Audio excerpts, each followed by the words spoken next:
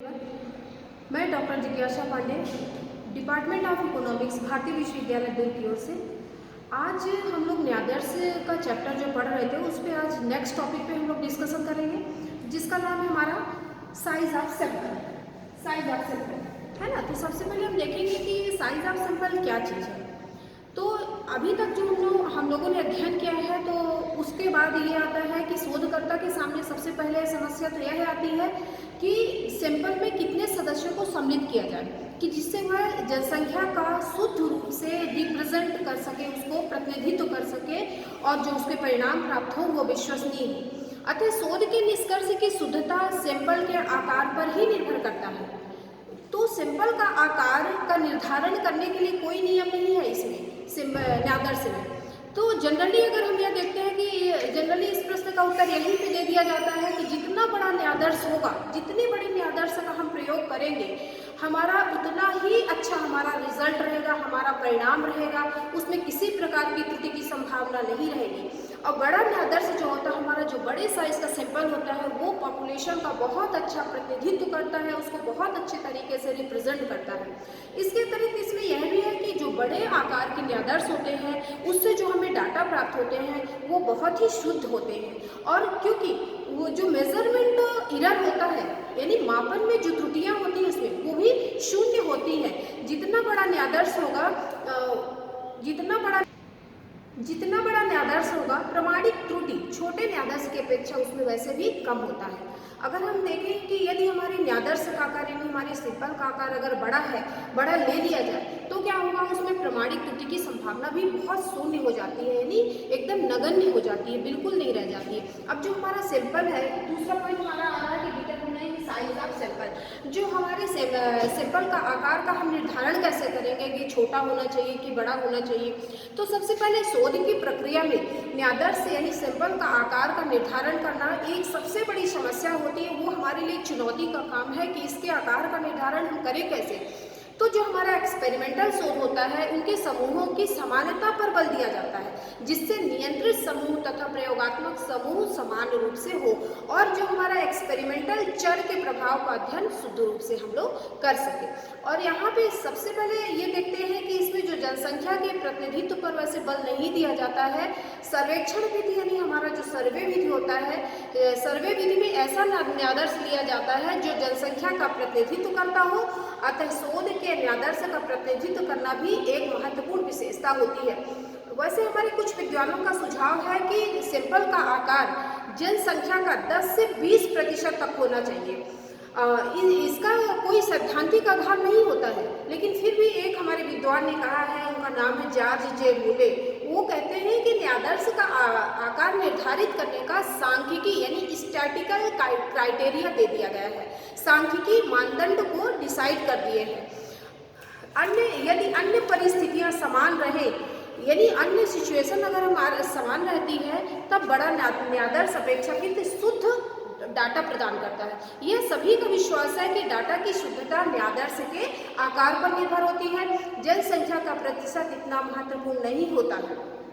शब्द बड़ा न्यायाधीश सापेक्षिक होता है, जो शोध की प्रकृति पर आधारित होता है, परंतु मूलभूत सैंपल की प्रक्रिया सैंपल के मध्यमान और विचलन यानी मीन और स्टैंडर्ड डिवीजन के मान के सामान्य वितरण पर आधारित होता है। अब हम देखेंगे कि सैंपल के चयन में एक अन्य प्रश्न यह भी उठता है कि निष्कर्षों की शुद्धता किस अंश तक करना चाहिए।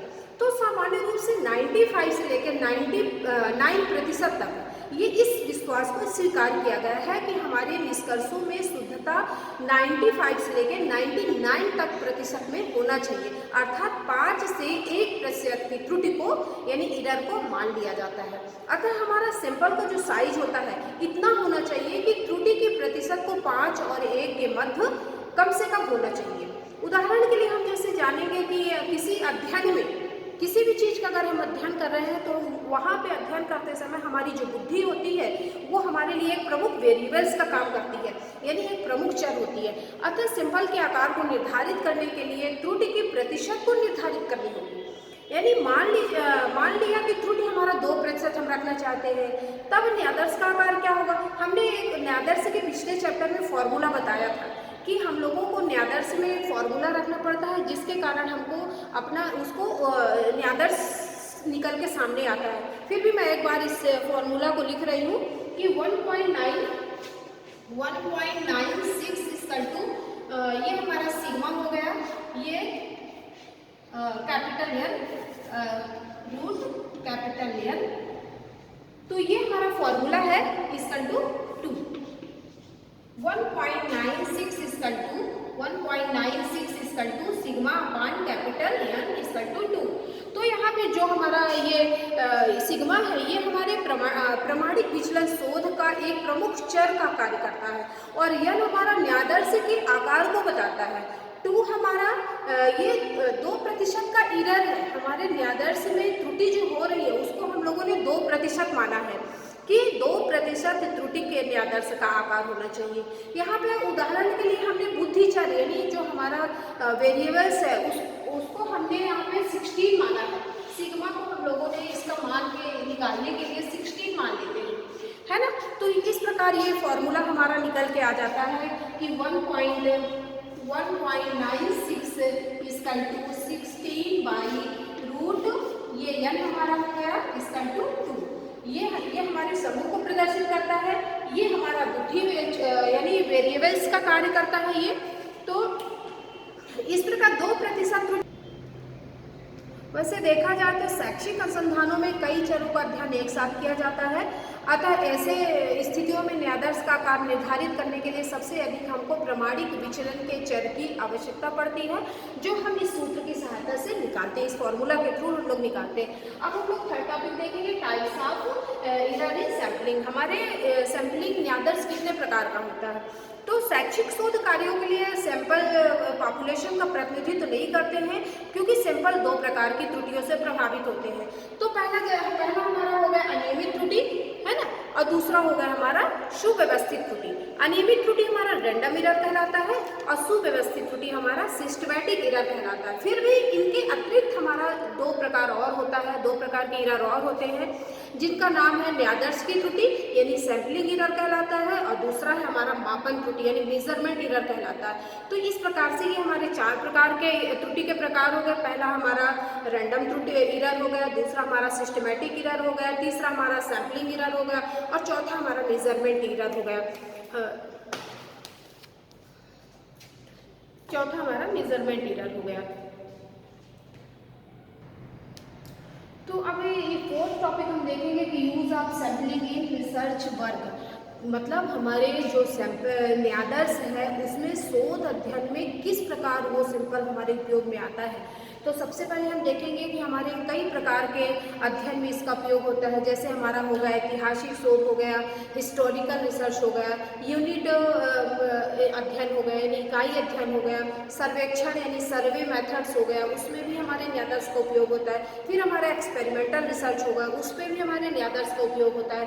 हमारा क्रियात्मक अनुसंधान यानी क्रिएटिविटी रिसर्च होगा, उसमें भी हमको न्यादर्श का उपयोग करना पड़ता है। तो सबसे पहले हमारा जो हिस्टोरिकल रिसर्च है उस पर हम देखेंगे कि कैसे इसका उपयोग होता है। तो हिस्टोरिकल रिसर्च के कार्यों में न्यादर्श का महत्व तो वैसे कम हो गया है, फिर भी क्योंकि इस प्रकार के शोध कार्यों का संबंध अतीत के तथ्यों और घटनाओं से होता है।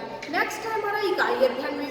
तो इकाई अध्ययन में जो निर्णीत न्यादर्श होते हैं यानी जजमेंट पहले से निर्णय किए होते हैं सैंपल यानी जजमेंट सैंपलिंग होते हैं, उनका प्रयोग किया जाता है। इसके अतिरिक्त इसमें स्वउद्देशीय न्यादर्श यानी पर्पसिव सैंपल भी प्रयोग करते हैं। तीसरा हमारा है सर्वेक्षण यानी सर्वे मेथड में। सर्वे मेथड में न्यादर्श का विशेष महत्व होता है, क्योंकि सामान्यीकरण एंड जनरलाइजेशन न्यादर्श पर ही आधारित होता है। अनियमित व्यवस्थित न्यादर्शों को अधिक प्रयुक्त किया जाता है, और बहुस्तरीय न्यादर्श यानी मल्टी स्टेज सैंपल जो होते हैं तथा अनियमित न्यादर्श का इसमें प्रयोग हम कर सकते हैं। फिर नेक्स्ट हमारा इसका उपयोग है एक्सपेरिमेंटल रिसर्च में किस प्रकार होता है। तो एक्सपेरिमेंटल रिसर्च के कार्यों में अधिक शुद्ध न्यादर्श की प्रविधि का प्रयोग किया जाना सुनिश्चित होता है, क्योंकि समूहों की समानता पर अधिक बल दे दिया जाता है।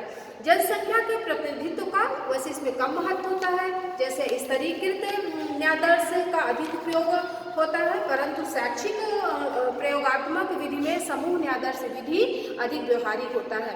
अब नेक्स्ट हमारा आ रहा है क्रियात्मक अनुसंधान यानी क्रिएटिविटी रिसर्च में इसका प्रयोग क्या होता है। तो क्रिएटिविटी रिसर्च में आकस्मिक न्यायादर्श प्रविधि का प्रयोग किया जाता है, जिसमें स्थानीय समस्याओं का यह समाधान किया जाता है। न्यायादर्श प्रविधि यानी सैम्पलिंग टेक्निक में नेशनल सैम्पलिंग टेक्निक का उपयोग